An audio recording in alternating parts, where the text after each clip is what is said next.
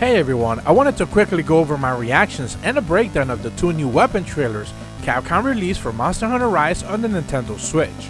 For those who didn't know, Capcom has been putting out weapons trailers showcasing every single one of the 14 weapons from the game and giving us a glance on what their new wire bug attacks will look like and also what tweaks they've made to each one of the weapons. If you've missed any of the videos so far, check out the pinned comments where I've tagged every other breakdown. We're 12 weapon trailers in, and today we'll be focusing on the Great Blade and finally the underrated Hunting Horn. Just like the last set of trailers, Capcom is once again teasing two armor sets for monsters that we haven't seen fully revealed just yet. The Charged Blade Hunting set armor shown is expected to be from Yatsukadaki, the new spider monster teased a few trailers ago, and one we should expect to see fully revealed once the Molten Caves map is revealed.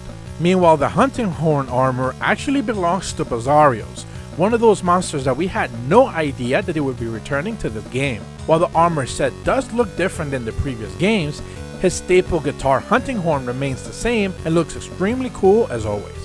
And I actually wanted to start out with the Hunting Horn because out of all the weapons we've seen so far, this is by far the one we've seen with the most amount of changes, and it almost feels like it has been completely reworked.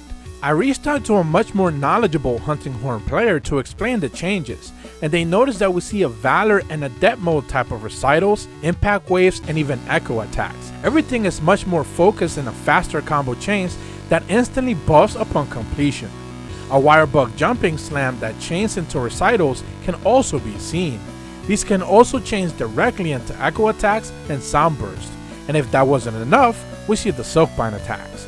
Remember that the Silkbind attacks are essentially measured by how many active wire bugs you have with you at any one time.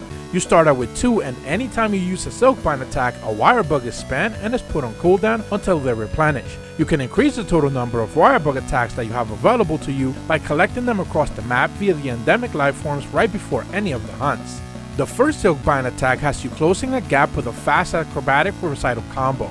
This can be extended into a wide variety of moves within close proximity. The opportunities can also seem staggering.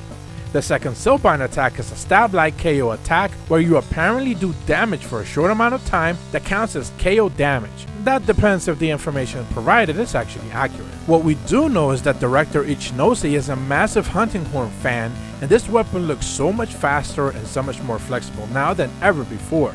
The changes are bountiful, and I'm sure we'll be seeing much more that we haven't seen just yet. Moving over to the Charged Blade, we see the awesome looking Yatsukadaki armor that I touched upon earlier. And don't worry, in the next leaks video I'll be talking about the new information we got on him. Starting out, we see a massive combo set with an axe mode heading into a charge slam, then a short but typical sword mode 3-hit combo, and a few more dashes into a quick axe mode attack. That's pretty standard stuff.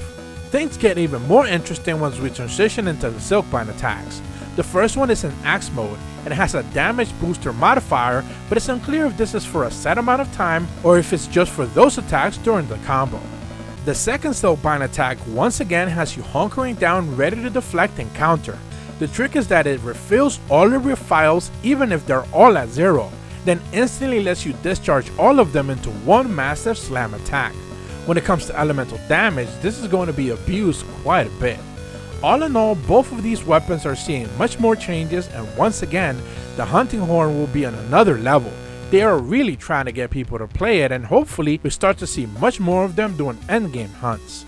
So there you have it. Every weapon trailer is officially out and we've seen all of the weapons in action already. We'll have to wait to see what Capcom's marketing shifts towards to now, or if they'll drop another trailer before the end of the year, or even decide to save it for the inevitable January Direct, but only time will tell. If you're new to my channel, be sure to leave a like and subscribe, and as always, thank you so much for watching. See ya.